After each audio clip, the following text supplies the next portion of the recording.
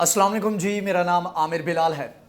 नाज़रीन, वक्त कम है, मुकाबला सख्त है और ईरान है और उसके मुकाबले में यूएस है, इज़राइल है, अरब वर्ल्ड के तमाम ममालिक हैं और नफ्सियात की जंग है। नफ्सियात के ऊपर अगर काबू रख पाया ईरान तो ये कुछ दिन जो 20 के करीब ये दिन हैं ये अच्छे गुजर जाएंगे और उसके बाद फिर नई स्ट्रैटेजी के साथ ईरान जो है आगे बढ़ सकता है। आज की वीडियो में ख़ास तौर पर बात करेंगे कि ईरान के ख़िलाफ़ क्या इक़दाम किए जा रहे हैं, ईरान को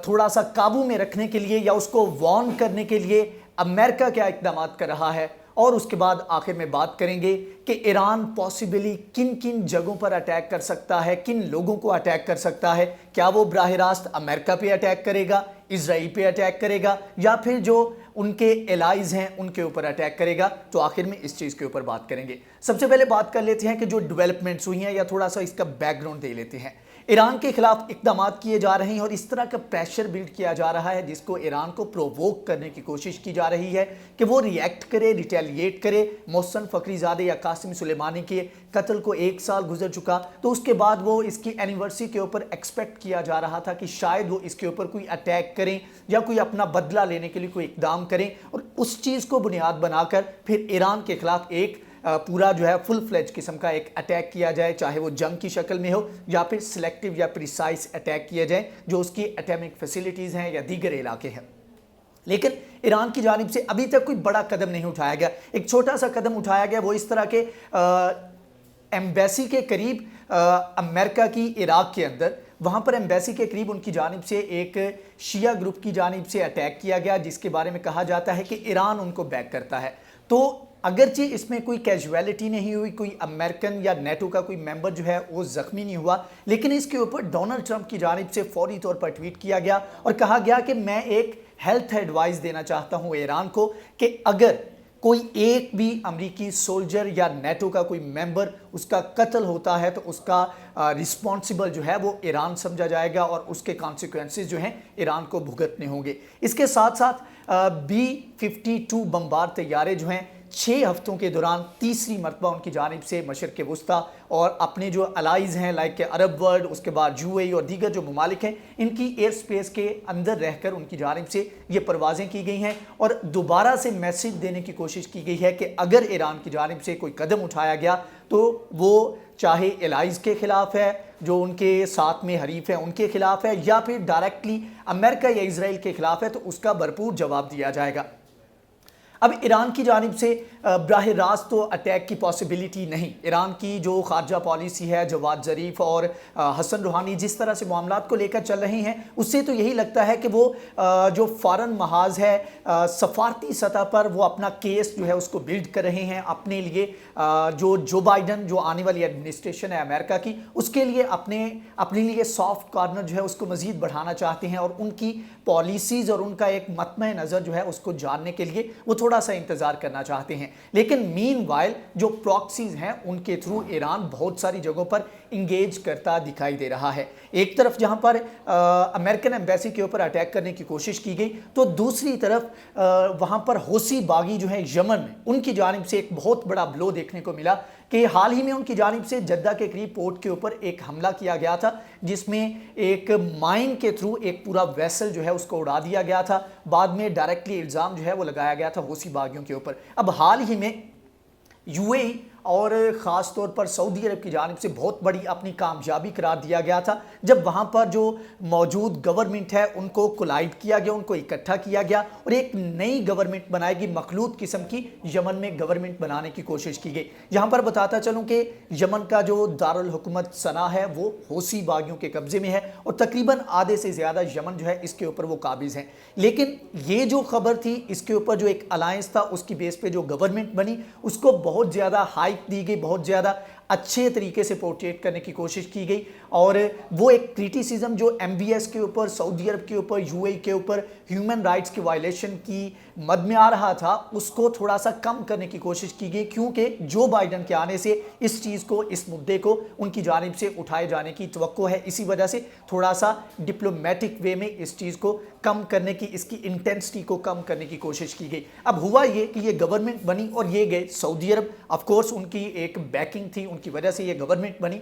तो वहाँ पर जाकर डिक्टेट لوکیشن لی یا جو بھی معاملات طے کیے، اب وہ ادھر سے واپس جب آئے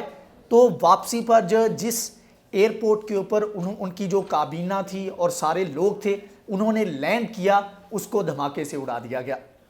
اگرچہ کابینہ اور دیگر لوگ جو تھے وہ اس میں محفوظ رہے، لیکن اس میں 100 کے قریب اب تک کیجویلٹیز ہو چکی ہیں اور اس سے زیادہ ہلاکتوں کی توقع بھی ہے اور بہت سارے لوگ وہاں پر زخمی بھی ہوئے ہیں۔ اب حوثی باغیوں کی جانب سے اس حملے کی ذمہ داری جو ہے وہ قبول کی گئی ہے اور کہا گیا ہے کہ آنے والے دنوں میں مزید اس طرح کے اٹیکس کیے جائیں گے، اور صرف یہ نہیں، اس سے پہلے بھی بہت ساری جگہوں پر ٹائم ٹو ٹائم ان کی جانب سے اٹیک کیے جاتے ہیں۔ کئی جو میزائل جو ہے ادھر سے فائر کیے جاتے ہیں ان کو انٹرسیپٹ کر لیا جاتا ہے، جو کہ وہاں پر ڈیفنس سسٹم لگا ہوتا ہے، اور کئی میزائل جو ہیں وہ بریچ کر کے وہاں پر جا کر ہٹ بھی کرتے ہیں، جس سے وہاں پر آئل فیسیلیٹیز جو ہیں ان کو نقصان ہوتا ہے۔ اب یہاں پر ایران کی سٹریٹجی کیا ہے؟ ایران نے اس سے پہلے تقریباً 2015 سے پہلے تک اس طرح کی سٹریٹجی تھی کہ جس میں وہ ڈائریکٹ اٹیک کرنے کی کوشش کرتا تھا۔ اب اس نے یہ کیا کہ استعمال تو پراکسیز کا کرتا ہے، لیکن انفراسٹرکچر جو ہے اس کو تباہ کرنے کی کوشش کرتا ہے۔ یہی ہے، ہم نے دیکھا کہ جب پہلے سعودی عرب کی آئل فیسیلیٹیز کے اوپر اٹیک کیا گیا تو ایک دن کے اندر آدھے سے زیادہ ان کی پروڈکشن جو آئل کی تھی وہ تقریباً بند ہو کے رہ گئی، تو یہ چیز ان کو زیادہ بینیفیشل لگی۔ اگرچہ اس میں براہ راست ایران کے ملوث ہونے کے کوئی ثبوت سامنے نہیں آئے، لیکن امریکہ کی جانب سے، ڈونلڈ ٹرمپ کی جانب سے اسی وقت فوری طور پر ایران کے اوپر الزام عائد کیا گیا کہ حوثی باغیوں نے کیا ہے تو اس کے پیچھے ایران ہے۔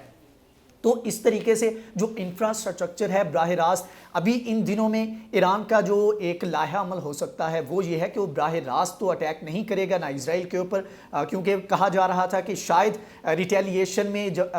محسن فخری زادے کے قتل کے بعد ریٹیلیشن میں وہ اسرائیل کی کسی پورٹ کو نشانہ بنا سکتے ہیں، لیکن that was out of question, اس کے اوپر وہ نہیں کر سکتے تھے کیونکہ براہ راست اٹیک فل فلیج جنگ کی شکل اختیار کر سکتا تھا۔ اب امریکہ جو ہے وہ عراق کے اندر بھی اپنے فوجی کم کر رہا ہے، تقریباً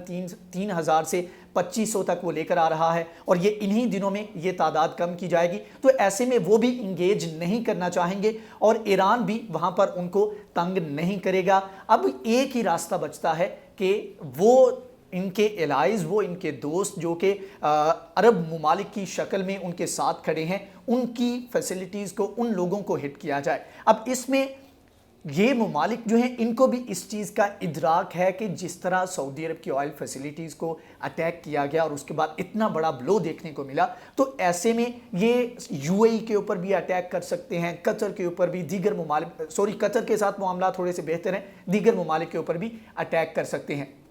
تو ایسے میں جب محسن فخری زادے کا قتل ہوا تو اس بلو سے بچنے کے لیے، اس ریٹیلیشن سے بچنے کے لیے یو اے ای کی جانب سے فوری طور پر بیان آتا ہے اور کہتے ہیں کہ ہم اس کی مذمت کرتے ہیں جو محسن فخری زادے کا قتل کیا گیا ہے۔ تو یہ اس کی اہمیت کا ان کو بھی اندازہ ہے، and with the passage of time جو امریکنز تھے انہوں نے جو آئل فیسیلیٹیز تھی یا ان کا جو انفراسٹرکچر ہے، سعودی عرب کی بات کریں اور یو اے ای کی بات کریں، دیگر ممالک کے عرب ورلڈ کی بات کریں، تو انہوں نے ڈیمانڈ کیا تھا کہ امریکن جو ہے ان کا انفراسٹرکچر جو ہے اس کی پروٹیکشن کے لیے حامی بھرے، لیکن امریکہ کی جانب سے اس کے اوپر کوئی زیادہ کام نہیں کیا گیا۔ یہی وجہ ہے کہ سب سے آسان ایزی ٹارگٹ ایران کے لیے، ایران کی پراکسیز کے لیے یہی ہے کہ وہ ان کے انفراسٹرکچر جو ہے اس کو ڈیمیج کرے یا اس سے ان کو نقصان پہنچانے کی کوشش کرے، اور ان دنوں میں یہی ٹیکٹک ہو سکتا ہے۔ ایران ایسا ملک نہیں ہے کہ جو کہ آرام سے بیٹھے گا اور اس کے اوپر کچھ نہیں کرے گا۔ ہاں، مصلحت کے تحت وہ کچھ عرصہ کے لیے چپ رہ سکتا ہے، تھوڑا سا انڈر گراؤنڈ ہو سکتا ہے، لیکن وہ اس کے اوپر پلان کر رہا ہے، کام کر رہا ہے، اور ہو سکتا ہے جو کہ موسٹ انٹرسٹنگ ہوگا کہ ڈونلڈ ٹرمپ کو اس کے آفس سے جانے سے پہلے ایک فیئر ویل دی جائے اسی شکل میں کہ کوئی بڑا اٹیک کیا جائے، اور جاتے جاتے ایک گڈ بائی کا ایک میسج دینے کے لیے ایران ہو سکتا ہے پلان کر رہا اور اس کے اوپر انہی 20 دنوں کے اندر عمل بھی کیا جائے۔ یہ آنے والا وقت بتائے گا کہ ایران کی پالیسیز کیا ہیں، کس طرح سے وہ ان دنوں کو گزارتا ہے، کیا وہ اپنے نفس کے اوپر قابو رکھ پاتا ہے یا نہیں، یہ بس ان 20 دنوں کے اندر پتہ لگ جائے گا۔ اس کے بعد جو بائیڈن کی پالیسیز کے اوپر بھی ڈیٹیل میں بات کریں گے۔ آج کی ویڈیو سے اتنا ہی۔ اگر آپ کو یہ ویڈیو پسند آئی ہے تو اس کو لائک کریں، شیئر کریں، ہمارے چینل کو سبسکرائب کریں۔ نیکسٹ ویڈیو میں حاضر ہوں گے، تب تک کے لیے اللہ۔